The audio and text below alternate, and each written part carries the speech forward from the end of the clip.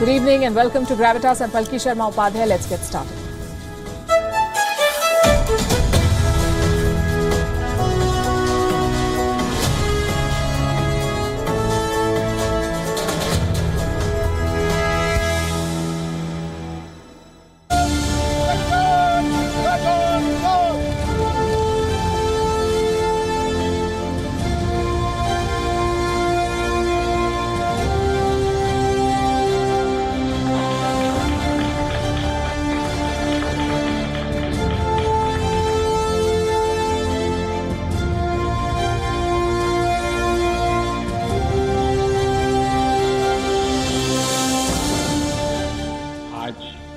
बांग्लादेश भारत का सबसे बड़ा डेवलपमेंट पार्टनर और क्षेत्र में हमारा सबसे बड़ा ट्रेड पार्टनर है।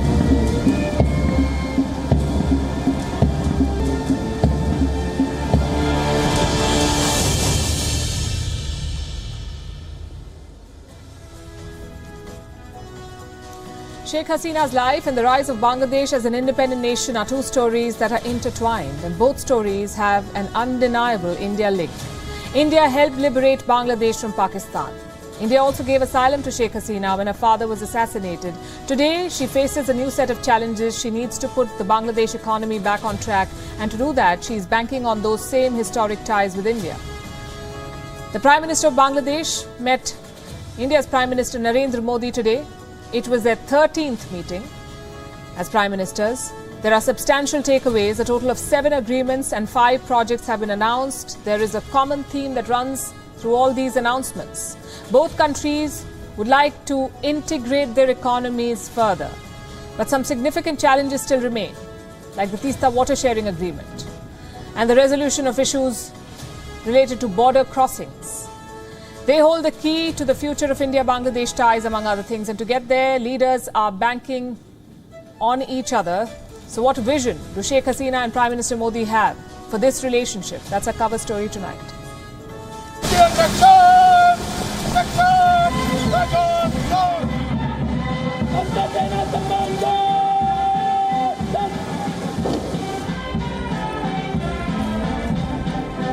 I feel that our two countries, we can work together so that people, not only India, Bangladesh, and also the South Asian people, they can get a better life.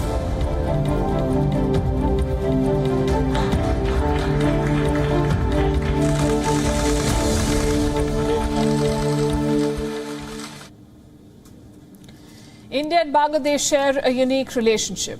And I know unique is overused in political circles, but this one fits the bill. India and Bangladesh started off as the same country. In 1947, they were partitioned into rivals. But not for long. Bangladesh broke away from Pakistan in 1971. Do you see what I mean? From fellow countrymen to rivals to partners. Not many countries have this kind of relationship, this kind of history. The question is, where does it go from here? A lot depends on the leadership. Bangladesh's Prime Minister Sheikh Hasina is on a 4-day visit to India. It is a first since the Wuhan virus pandemic. Earlier today, she was given a ceremonial welcome at India's presidential palace. Prime Minister Hasina inspected the Guard of Honour. She greeted some top Indian officials and then got down to business. The biggest event of the day was the bilateral. Prime Minister Modi hosted Sheikh Hasina at the Hyderabad House. Their talks covered a wide range of issues: connectivity, trade, energy, defence, food security. पिछले कुछ सालों में हमारा आपसी सहयोग भी हर क्षेत्र में तेजी से बढ़ा है। आज बांग्लादेश भारत का सबसे बड़ा डेवलपमेंट पार्टनर और क्षेत्र में हमारा सबसे बड़ा ट्रेड पार्टनर है। We focus on possible ways to materialize our commitment and accommodate each other's priorities in a mutually beneficial manner. Connectivity, trade and commerce, investment, water resources management, security, border management and lines of credit are some of the areas we discussed. So the optics were good, the statements were positive, but what about the outcomes? India and Bangladesh have signed 7 MOUs, what we call Memorandums of Understanding. They also announced a total of 5 projects. We'll focus on the MOUs first. The most important one concerns the Kushiara River. It runs through Bangladesh and the Indian state of Assam. Both sides have signed an agreement to share its waters.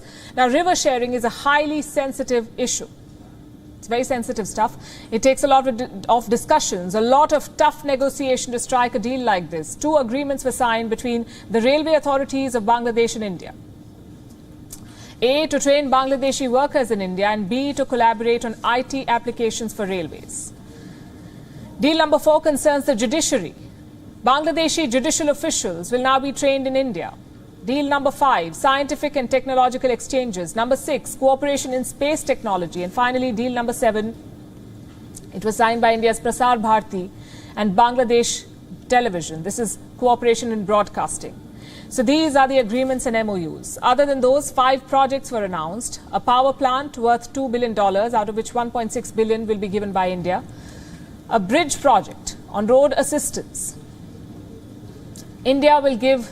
It will supply 25 packages of machinery and equipment to Bangladesh's highway authority under this. 1 rail link upgrade worth $312 million and another railway line to be upgraded for $120 million. If you look closely, the focus is clear. Energy and connectivity. 2 railway projects, 1 highway assistance, 1 bridge and 1 power plant. India is helping Bangladesh where it matters the most. The question is, will it be enough? I'm sorry. You see, South Asia is not some irrelevant real estate. It is at the heart of a new geopolitical race, China versus India. That is the race. Some countries have already fallen into China's trap. Pakistan is gone. Sri Lanka has collapsed. Nepal is split. But with Bangladesh, India has a good chance. And I'll give you 3 broad reasons why. Number 1, the history. Indian soldiers played a crucial role in liberating Bangladesh. Every Bangladeshi adult knows this. Every Bangladeshi student learns about this. And that shared history gives India a special place in Dhaka. Last year, they celebrated 50 years of independence. India's then president, Ram Nath Kovind, was the special guest of honor. It tells you how close the ties are. Reason number 2, the cultural ties. These date back centuries. The Indian state of West Bengal is tied to Bangladesh in many, many ways. There are familial bonds, linguistic bonds, cultural ties. And in bilateral relations, that is priceless. If the people are friendly with each other, leaders have no option but to get along. And finally, reason number 3, economic exchanges. India is Bangladesh's biggest export market in Asia. Bilateral trade is worth around $10 billion. Chances are that could multiply. India and Bangladesh have agreed to start comprehensive economic partnership talks. And if successful, trade could rise to $40 billion. So the potential is immense. In the coming years, India must put more energy into this relationship because Bangladesh is not like India's other neighbors. Bangladesh is an emerging economic powerhouse. It is a stable democracy and, most importantly, it is on China's radar. Dhaka has already signed up for the Belt and Road Initiative, BRI. China makes up around 6% of their foreign debt. That's almost $4 billion. Now, $4 billion is not alarming. But India should keep an eye on the trajectory. It must provide better offers wherever possible, whenever possible. And chances are Bangladesh will be receptive. Their finance minister recently criticized Chinese loans. He effectively called them unsustainable. So the message from Dhaka is clear. It is not picking sides between India and China. It is looking for safe investments and funds. If India can provide them, great. If not, they can always try China. And that's one reason why this relationship is so important. Another is security. India and Bangladesh share a 4,000-kilometer long border. It's a highly porous one. A lot of Bangladeshi migrants cross over illegally into India. Preventing that will be a top priority. The good news is the leadership appears to be invested. Both Prime Minister Modi and Hasina are keen on expanding ties. They have met 13 times now since 2015. Plus, they are both immensely popular at home, which means they have a lot of political capital. The key is to invest that capital into resolving issues like the Teesta water sharing agreement or the illegal migration or even the rivalry with China. It is rare to find neighbors who get along, but if they do, the sky is the limit. Imagine the economic power of 1.6 billion people. So Bangladesh should not just be part of India's neighbourhood policy, it must be a key feature of India's overall strategic thought.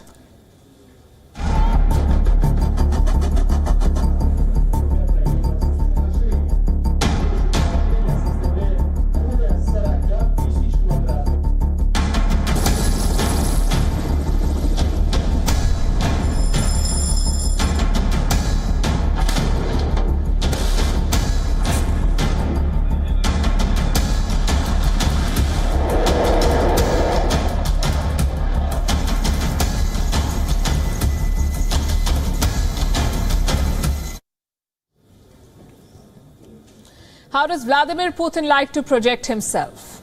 What is he known for?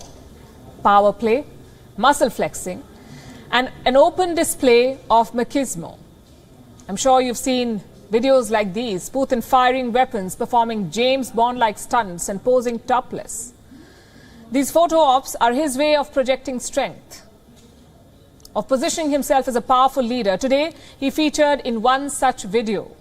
Vladimir Putin dressed in military fatigues in Russia's Far East, sitting inside a military command post flanked by the top brass of the Russian army, Defense Minister Sergei Shoigu, and the military chief of staff of Russia, Valery Gerasimov.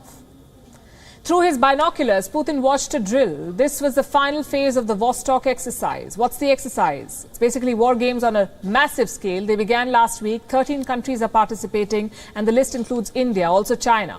More than 50,000 troops are involved. There are 5,000 weapons units, including 140 aircraft and 60 warships, 60. So the scale is massive, like I said, and Putin's appearance today was a victory lap of sorts. He wanted to make a point to the West that he's far from being isolated. In fact, he's challenging the West with these drills. This latest one is a joint exercise between Chinese and Russian forces. It happened off the northern coast of Japan. This is in the Sea of Japan. And this is the area we're talking about. It's disputed. Russia calls them the Kuril Islands. Japan calls them the Northern Territories. These are 4 islands, and these islands are contested. Both Russia and Japan stake a claim, but for now, Moscow controls them. Russia is doubling down on its claims, and that too in a dangerous manner. Let's talk about the drills first. China and Russia showed up with a sizable military contingent in the Sea of Japan. There were at least 6 warships. Do you know what they did? They began firing their machine guns into the Sea of Japan. Tokyo was quick to protest these drills. At around 3 p.m. on September 3rd, the Japan Maritime Self-Defense Force confirmed that 6 Chinese and Russian naval vessels launched machine gun fire into the sea in sequence in the waters about 190 kilometers west of Cape Kamui, Hokkaido. This sea area is a navigation warning area that was recently set in the Sea of Japan, and we have confirmed that it was fired outside of Japan's economic zone. After that, it was confirmed that these Chinese and Russian ships proceeded eastward through the Soya Strait.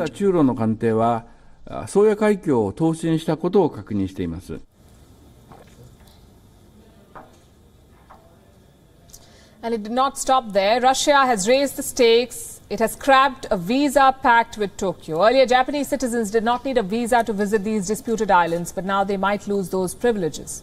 Japan's Prime Minister Fumio Kishida called Moscow's move, quote-unquote, totally unacceptable. Japan is worried about the growing military provocations, also Russia's growing defense ties with China. This year, Tokyo released a military strategy document. It talks about the Russia-China military ties. Japan sees this as a threat, and this is what their strategy document says. I'm quoting.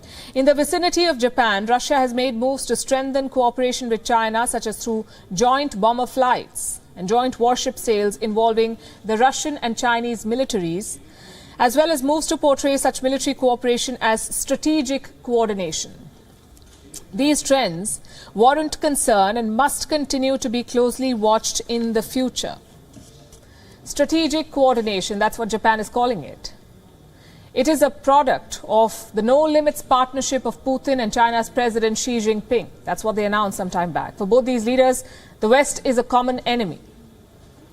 So they're working together, using existing conflicts as pressure points. The aim is to derail the Western campaign and to isolate Russia. How can Japan neutralize this strategic coordination? Tokyo made a move today. It is deepening maritime security ties with two countries, the United States and the Philippines.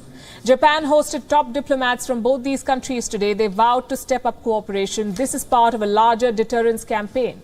Manila, too, is concerned about growing militarization of the region. They're concerned about the Chinese military and the PLA's provocative moves around Taiwan. The Philippines is now ready to host American troops. It is willing to let American forces use its military bases. How do you think that would pan out? The fact is, the West-East conflict is intensifying. It began with the war in Ukraine. Now the world is dealing with multiple flashpoints. Last month, tensions around Taiwan dominated headlines, and now Russian and Chinese troops are firing into the Sea of Japan. On to Britain. Number 10 Downing Street has a new occupant, Liz Truss. Today she was appointed as the Prime Minister of Britain. Usually that means a short drive down to Buckingham Palace, but not this time. The Queen is at her Scottish residence of Balmoral. So Liz Truss had to fly down to meet her. But before that, there was one tiny business. The incumbent Prime Minister had to step down. That's Boris Johnson. He delivered his farewell address outside Downing Street. You could call it a typical Boris speech. On the subject of bouncing around in future careers, let me say that I am now like one of those booster rockets that has fulfilled its function, and I will now be gently re-entering the atmosphere and splashing down invisibly in some remote and obscure corner of the Pacific. And like Cincinnatus, I am returning to my plough, and I will be offering this government nothing but the most fervent support. Dramatic as ever. That's Boris Johnson's assessment. A booster rocket that has fulfilled its function, he says. Many Britons would disagree with that. After all, Johnson's term went from one crisis to another. Brexit issues, to the pandemic, to Partygate, to inflation. After this address, Boris Johnson travelled to Balmoral. He met the Queen to deliver his resignation, and soon after that, Liz Truss was summoned. She was officially invited by the Queen to form a government. It's a normal process in every democracy. But what's Britain without a pointless dose of monarchy and traditions? As for Liz Truss, she has no time to settle in. Her cabinet will be announced shortly, and by Thursday, her energy plan is expected. Now, yesterday we told you what her policies are, what her plan is to tackle the economic crisis. Today we'll focus on the man she succeeded. That's Boris Johnson. How will the British public remember him? Probably as a divisive leader. Johnson shot to fame with the Brexit vote. He was the poster boy of Euroscepticism. In 2019, he was elected to lead the Conservative Party. His mission was quite simple: get Brexit done. Boris Johnson promised a clean and swift divorce from the EU, and the British public gave him a chance. In the 2019 general election, the Conservatives won by a landslide, their biggest victory since 1987. Boris Johnson almost seemed invincible.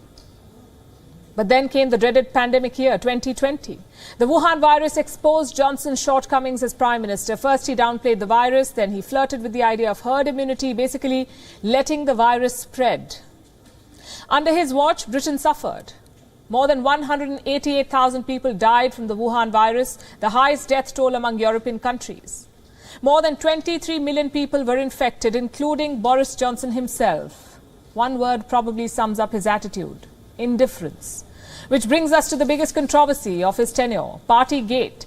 Johnson and his officials were clicked partying during Britain's lockdown. Everyone else was stuck at home, but Downing Street was having fun. No masks, no social distancing, just a lot of booze and entitlement. Partygate became the final blow for Boris Johnson. His cabinet members abandoned him. His party leaders criticised him. At that point, the writing was on the wall. Maybe someone else would have resigned a bit earlier. But that's Boris Johnson for you. He hung on till the last moment, and from the looks of it, there are still some bitter feelings. The baton will be handed over in what has unexpectedly turned out to be a relay race. They changed the rules halfway through, but never mind that now. And through that lacquered black door, a new Prime Minister will shortly go to meet a fantastic group of public servants. When leaders resign, you always ask one question: Is he or she leaving the country better than they found it? In Boris Johnson's case, the answer is no. Financially, Britain is struggling. Inflation is at a 40-year high and energy bills are up 80%. What about relations with Europe? Again, not so good. Johnson's Brexit was neither quick nor seamless. There are multiple trade issues, jurisdiction of European courts, and fishing rights. All of this still has to be resolved. It makes you wonder, is there anything positive in Johnson's legacy? Perhaps foreign policy. Boris Johnson wanted to create a global Britain, a lot like Donald Trump. He wanted to make Britain great again, if you will. And to some extent, his foreign policy gambles worked. Like the AUKUS Pact. Britain had no business in the Indo-Pacific, but Boris Johnson went ahead anyway. He struck a submarine deal with Australia and the US, and overnight, London became a key player in the region. Same in Ukraine. Boris Johnson visited Kiev 3 times after the war broke out. He also sanctioned military aid worth $2.8 billion. Compared to other European leaders, his position was tough. He ruled out talks with Vladimir Putin. He opposed territorial concessions. He was totally invested in Ukraine. And don't mistake this for righteous support. Boris Johnson's image back home was in tatters. So Ukraine was an attempt to launder his legacy, to give the impression of a wartime leader, like his idol, Winston Churchill. So looking back, how do we judge Boris Johnson's 1,139 days in office? Eventful, controversial, but also entertaining, you have to say. Johnson leaves his country worse than he found it for a leader who promised so much. That will always be a tough pill to swallow. And our next story is about the art of getting into trouble. The artist is Imran Khan Niazi, Pakistan's former Prime Minister and now Pakistan's biggest critic. Ever since he was dethroned, Imran Khan seems to have lost the plot. He's going after everything and everyone. He's criticizing every major Pakistani institution. In April, he took on the judiciary. He publicly threatened a judge, warned her of severe consequences if she were to give an unfavorable verdict. The result was this: Imran Khan was booked under Pakistan's anti-terror law. Then in August, he took aim at Pakistan's election commission. He slammed the electoral body's chief. He said he was in cahoots with the government, the chief of the electoral body, and that he was deliberately delaying the general election in Pakistan. The result was this: the election body issued a show-cause notice to Imran Khan. It accused his party of receiving prohibited funding. 1 month on, Imran Khan is firing salvos at the Pakistan army. This was at a recent party gathering in Faisalabad. He said the Pakistan government was stalling elections so that it can appoint a favorable army chief. Listen to this. और ये दोनों जरदारी और नवाज शरीफ, इनकी पूरी कोशिश है कि ऐसा आर्मी चीफ आए जो ये अपना कोई फेवरेट लेके आए.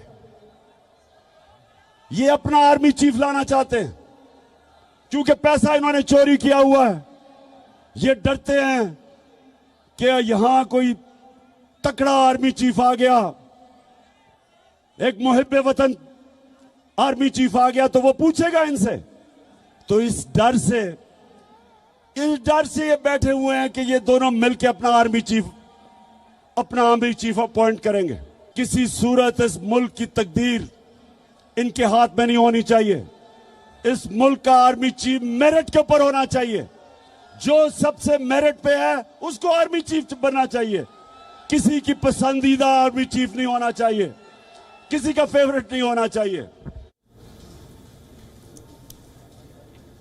You heard that. The army chief should be appointed based on merit, not favoritism. It's an interesting statement, especially coming from Imran Khan. 1 year ago, when he was the Prime Minister of Pakistan, he tried doing the exact same thing. Imran Khan tried to appoint a favorable army chief. And some of you may even remember his name, Lieutenant General Faiz Hamid, the former chief of the ISI. He was Imran Khan's confidant, the go-to person for counsel. So much so that when his term was about to end, Imran Khan did not mind picking up a fight with the army chief, General Qamar Javed Bajwa, overextending it. Throughout last year, there were several reports on differences between the civilian and military leadership in Pakistan, and these differences were over Faiz Hamid's tenure as ISI chief. Imran Khan wanted to extend it, the Pakistan army did not. Reports said this was part of a larger plan to install Faiz Hamid as the army chief of Pakistan. At one point, Imran Khan himself admitted that the opposition was afraid he would appoint Faiz Hamid as army chief. And the same Imran Khan is now talking about merit. Also in Pakistan, taking on the army has clear and severe consequences. Imran Khan is beginning to see them. Everyone, from the government to the army to the media, is slamming him. They all want him to withdraw that statement and apologize for insulting the military. This is what the country's Prime Minister, Shehbaz Sharif, has said, and I'm quoting, Imran Niazi's despicable utterances to malign institutions are touching new levels every day. He is now indulging in direct mudslinging and poisonous allegations against armed forces and its leadership. His nefarious agenda is clearly to disrupt and undermine Pakistan. Lots of adjectives, but that's what he said. And his niece, Maryam Nawaz, took things a notch higher. This is what she said in a post. Stop treating Imran Khan like a political leader, because he's not. He has been launched and funded to wreck and ruin Pakistan and plunge the nation into pits of misery and despair. He has waged a war on our country by attacking its stability, economy, society, media, and now its armed forces. And the army too has issued a statement. This is what they've said. I'm quoting, regrettably, an attempt has been made to discredit and undermine the senior leadership of the Pakistan Army at a time when the institution is laying lives for the security and safety of the people of Pakistan every day. If there were to be a drama contest, I'm not sure who would win. But Imran Khan's remarks do undermine the Pakistani military. In any other country, questioning the ethos of the army openly would amount to an offence against national security, perhaps even treason. And that's a charge that the opposition is already planning to frame him under, Imran Khan. But the big takeaway from the story is how Imran Khan is exposing the entire system of Pakistan, from the electoral system to the judiciary to the army. He has declared war on every institution, and the strategy is quite clear. If he goes down, he's taking all of them along. We'll see how it plays out. Now, I've said this in the past, the war in Ukraine is not just a military battle, it is also a battle of wits. A conflict where both sides are using their intelligence and resources to outsmart the other. A new report has shed some interesting insights into this, interesting light on this. In fact, it claims that Ukrainian hackers are honey-trapping Russian troops and luring them into sharing details of their whereabouts. Here's a report on how they're doing it. Every war is fought on multiple fronts. It involves not just the use of force, but also unconventional tactics. Chief among them is honey trapping, a form of state espionage aimed at getting crucial information out by luring the enemy into romantic relationships. In the war between Russia and Ukraine, both sides seems to be excelling at it. According to a new report, Ukrainian hackers are creating fake Facebook profiles in order to lure Russian troops into sharing their locations. How exactly do they do this? 4 simple steps. First, they create fake profiles of conventionally attractive women. Second, they use the fake profiles to befriend Russian troops. Third, they trick them into sending photos and personal details. Fourth, they use these details to geolocate the troops on ground. So, how has the trick helped the Ukrainians so far? According to the report, the most noticeable honey-trapping feat was the bombing of a Russian base in Popasna, a quaint city in the Luhansk region. On August 14th, the Ukrainians blew up a military base here, which apparently belonged to the Wagner Group. How was this done? By catfishing and spying on a Russian war correspondent. According to the report, the correspondent had recently visited the base. He had then uploaded a photo of a signboard which revealed the address of the nearest bomb shelter. Ukrainian hackers who had befriended the correspondent online used the photo to geolocate the base. The Ukrainians may have tasted success, but the Russians aren't far behind. Just last week, there were reports on how a Russian spy charmed her way into the NATO command. The spy in question posed as a socialite jeweler and befriended NATO employees over brunches. There's no data on how much information she was able to extract. This game of cat and mouse has been underway for quite some time. And it only goes on to reveal that this war may not end anytime soon. Bureau Report, WION, World is One.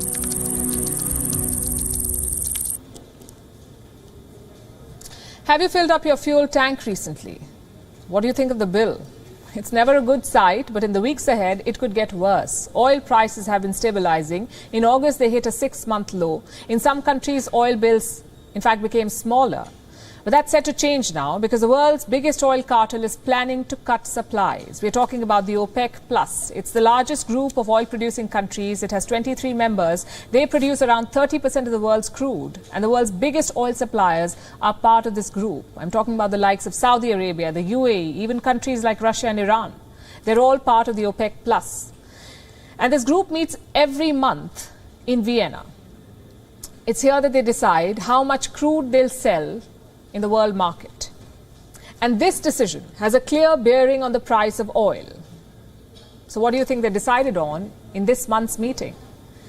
They decided to cut production. By how much? At least 100,000 barrels. The cuts will begin in October and the world is already feeling the impact. Let me tell you how. Yesterday, oil prices shot up. 1 barrel of Brent crude went up by $3. It crossed the $96 mark. Earlier, 1 barrel was priced at a little over $93. Brent crude is the leading benchmark for oil prices. It sort of dictates global prices. So oil shot up by 3%. And now here's something that you should know. The cut announced by OPEC Plus is not even equal to 1% of the global demand. So it may seem like a very small amount. But even a minor rise can shake up the balance sheets of nations. I'll give you the example of India. India is the third largest oil consumer in the world. It imports more than 85% of the oil it needs. When prices increase by even $1, just $1, India ends up spending about $1 billion extra on oil imports. That's how rising oil prices impact India's current account. For a $1 rise, India pays $1 billion more. And more often than not, it is you and I who foot this bill. The higher cost of importing often gets passed on to the consumers. So when OPEC starts reducing oil supply, there's a good chance your oil bills will rise. And OPEC Plus is not ruling out more supply cuts in the future. So this trend may continue. They want to jack up oil prices. You can ask me how, why, and I'll tell you it's because they want to make more money. Let's look at Brent crude. In the last 3 months, the price has declined by as much as 25%. OPEC Plus wants to recover some of those lost profits. They're keeping a close eye on prices. And they've even issued a statement. It says they're ready to hold emergency meetings. They will respond if the prices fall again, which means there could be more production cuts in store.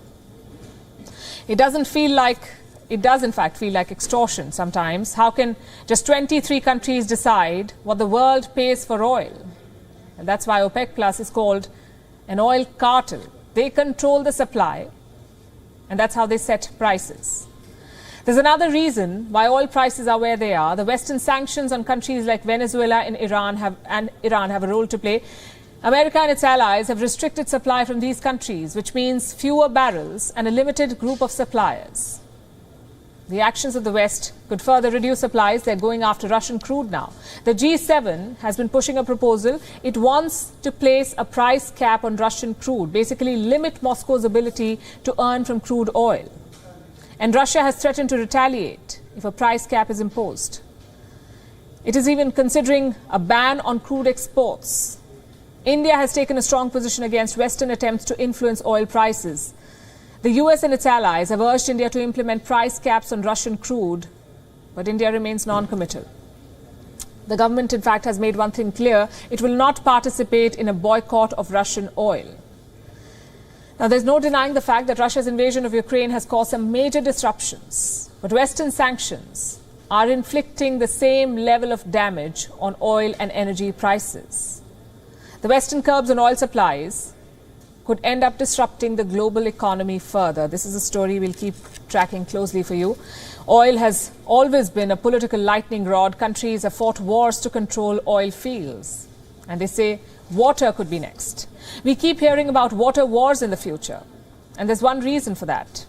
Climate change is making water a prized commodity. Look at what's happening in the Horn of Africa. It is a region located in the eastern part of the continent. Look on the map, it looks like a horn. Ethiopia, Eritrea, Somalia and Djibouti are part of this region. Some lists also include Kenya and the Sudan. Now, why am I talking about the Horn of Africa today? Because people in this region are suffering. Almost 140 million people live in the Horn of Africa. They're facing an unprecedented drought. 4 rainy seasons have failed in 2 years. Experts say a 5th is on the cards. The period from October to December is expected to be drier than normal, which means the drought will drag on. It is the worst situation in almost 40 years. I'll show you the numbers. 66 million people are facing a food crisis. 66 million people. 22 million are at the risk of starvation. 10 million children have been affected so far. 1.8 million of them need urgent medical help. Somalia is probably the worst affected. Listen to how this climate expert, in fact, described the looming tragedy there. To give you an idea of how bad the situation is, the drought of 2010-11 that was responsible on estimate the death of around 250,000 Somalis was only due to 3 failed rainy seasons. So this is going to the 5th. Let me repeat that for you. In 2010 and 2011, 3 rainy seasons failed. As a result, around 250,000 Somalis died. This time, 4 rainy seasons have already failed, and a 5th one seems certain. Not just that, the global food situation is a lot worse. The war in Ukraine has led to supply shortages. Wheat prices are up almost 60% in Africa, and the result is this. Countries like Somalia are on the verge of a famine. Unprecedented failure of 4 consecutive rainy seasons, decades of conflict, mass displacement, severe economic issues are pushing many people to the brink of famine. And these conditions are likely to last through at least to March 2023. Imagine that. A famine in 2022. Indications are it has already set in. 700 children have already been reported dead in Somalia. They died of malnutrition. The question is, what can we do to prevent a larger tragedy? The United Nations is hoping to raise $1.5 billion. Around 67% of that has already been achieved, but experts say it is too little, too late. The root problem remains this crisis. Behind this crisis is still climate change. What is the world doing to address that? On Monday, top officials from world bodies met in Rotterdam. They agreed to spend $25 billion by 2025. On what? Helping Africa combat climate change. I know that sounds like a lot of money, but consider 2 things. Number one, the scale of the problem. Africa needs $1.4 trillion in green financing in this decade. $1.4 trillion. That's around $200 billion every year. And what is the West willing to give? $25 billion over 5 years. Do you see the problem here, the gap? The announcements may sound massive, but compared to the scale of the problem, they're negligible. I think that the European Union, like most partners, has will. Only we can consider that this will is not sufficient, seen from our side, from the African side. But we can't say that they don't have will.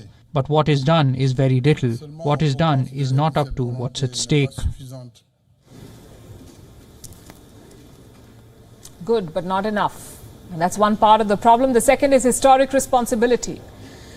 Africa makes up just 3 to 4% of global emissions. At the same time, it is home to 17% of the world's population. Do you see the disparity there? Africa is not responsible for the drastic climate events around us, yet they're the ones facing the worst consequences. How do we correct this injustice? There's only one way. Western countries must pay up and don't just give the financial excuses. The US has spent almost $10 billion arming Ukraine. $10 billion.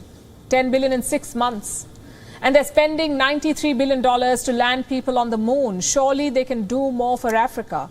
The fact is, it's all about political priorities. When it suits them, Western leaders line up to court Africa. In July, Italy's Prime Minister Mario Draghi visited Algeria. Why? To secure their gas supplies. Last month, French President Emmanuel Macron visited Algeria. Why again? For gas supplies. Even before that, US Secretary of State Antony Blinken visited Africa. Why? To counter Russian influence. You see, for the West, Africa means two things: a place to gather resources and a playground to battle Russia and China. Nothing more than that. Until we change this attitude, the world cannot help Africa. It is not a basket for you to dump aid money. It is not a frontier to play another Cold War. It is the proud home of 1.4 billion people. And right now, they need urgent help. And if Africa is battling a drought, India's tech capital is drowning in flood. We are talking about Bengaluru, the Silicon Valley of India. It has been hit by record rains. Water has entered homes, lakes are overflowing, drains are flooded, schools and colleges have been shut. The city of 13 million people has come to a standstill. But unlike what's happening in Africa, the problem here in Bengaluru is not just climate change. Here's a report. This is Bengaluru. It is called the Silicon Valley of India. Every big tech company has an office in this city, from global companies like Amazon and Microsoft to India's very own TCS and Tech Mahindra. Earlier today, some techies took a tractor to work. And here's why. Bengaluru is flooded. Its roads are inundated. And life has almost come to a standstill. On the 5th of September, a woman in her 20s died in the city. She was wading through a waterlogged road. The woman lost balance and grabbed onto an electric pole. She was electrocuted. This is what Bengaluru looks like right now. Parking lots have turned into harbours.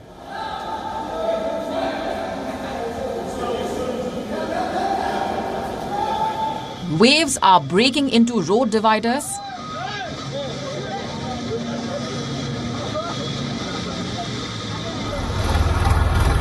Water has entered homes. Upscale properties have not been spared either. India's National Disaster Rescue Force has been pressed into action.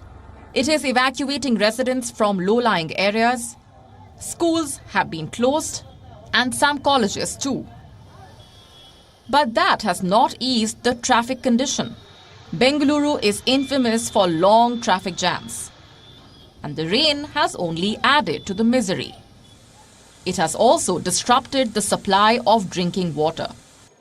Bengaluru is overwhelmed. How much rain did it receive? City authorities say Bengaluru has received its second highest rainfall since 1971. On the 4th of September, 131.6 millimeters of rain fell on Bengaluru. The city has nearly 200 lakes. Currently, a lot of them are overflowing. Storm water drains are flooded too. There is no doubt that the rain this year has been surplus and that it is the main trigger for the flood. But can climate change alone be blamed? Those in power are pointing at unsustainable urbanization. Bengaluru is home to nearly 13 million people. It is among India's fastest growing cities. In 1991, the land area of Bengaluru was 226 square kilometers. In 2001, it grew to 710 square kilometers. In the next decade, the city expanded further. More IT corridors were built and more global companies opened their offices. Then came the startup boom. The city had to build houses to accommodate the workers. Also build infrastructural facilities for their families, like schools, colleges, shopping malls and hospitals. Somewhere along the process of concretization, the environment was ignored. Floodplains and wetlands were encroached upon, stormwater drains became narrower, and sewer pipes were obstructed. Bengaluru is a textbook example of failed urban planning. Today, it does not take excessive rainfall to flood this city. Bengaluru flooded in 2021 too, also the year before. Floods happen every year. Hopefully, this year's mayhem will force the city authorities to sit down and do some serious planning to mitigate future disasters. For now, the nightmare is far from over. India's meteorological department predicts heavy rain till the 9th of September. And you know what that means. Bureau Report, WION World is One. Solving Bengaluru's urban planning crisis will not be an easy job, but here's one that is. Imagine being paid to do nothing. You don't have to think too hard. I have a story for you. Meet Shoji Morimoto, a 38-year-old Tokyo resident who gets paid to do nothing. People hire Morimoto to do nothing, and I'm not making this up. Sometimes people hire him to accompany them to dinner. Sometimes he's hired to be a +1. Sometimes he gets paid to just listen to his client rant. And this one time, he was hired by a person who wanted a send-off. So Morimoto waved at this client as he sat on a moving train. Another time, he went along with his client to a park and the two played on a seesaw. That's all the effort that he's willing to make, he says. He's open to eating, provided the client pays the bills. He's open to drinking, provided someone else picks the bill. Sometimes, he may also answer simple questions, but only with simple answers. Nothing more, nothing less. His terms and conditions are quite clear. He won't ever start a conversation. Also, if you want to take him out, you must expect nothing. People might think that this doing nothing service is valuable because it's also a form of being useful. That is what people often say about my service as well. #life goals. Morimoto never aimed to land this dream job. He was working at a publishing company, he says, and wasn't really a star employee. He says he was chided for doing nothing. So one day he decided, why not monetize this talent, doing nothing? In 2018, he opened a Twitter account. Soon he realized how lucrative doing nothing can be. Today, he has thousands of followers, a lot of clients and repeat customers. One person, in fact, hired him nearly 300 times. So he must be very good at doing nothing. All in all, Morimoto says he's been hired over 4,000 times so far. Last week, a 27-year-old Indian client hired him. She wanted to wear a sari in Japan, but she wasn't quite sure how her friends would react. Enter Morimoto. He accompanied the woman and said nothing. She sat draped in her favorite 9 yards, eating cake and sipping on some tea, and Morimoto sat with her doing nothing. And his services don't come cheap, by the way. He charges around $71 an hour. He also does not entertain strange requests. Sexual favors, he says, are a big no-no. He also once turned down the offer to move a fridge because that is work. And Morimoto excels in doing nothing. One client asked him to accompany him to Trinidad and Tobago. He refused. Traveling so far was too much of an effort. But he does go to nearby places, and once he's there, he does nothing. What's the logic? Why do something when you can get paid to do nothing? The story is bizarre. But so are these times, the times we live in. Today, there are jobs that pay you to eat candy, to sleep, to accompany clients to weddings, even to cuddle them. Sometimes you're paid to be a listener. You know what this says about, they say about flowering where you're planted. Morimoto's story provides you the alternate point of view. You don't have to flower in your desk job. You don't have to fit into the template that society gives you. Be a doctor, be an engineer, a teacher, do an MBA, have a 9-to-5 job. If there's something that you're good at, something that you really like doing, no matter how bizarre it is or out of the world, go for it, he says. There is always someone who's willing to pay you for it. So don't give up easily and don't get bogged down when someone tells you you're good at nothing. Let that be your Tuesday thought. We're wrapping up the show, leaving you with Gravitas images. Thanks for watching.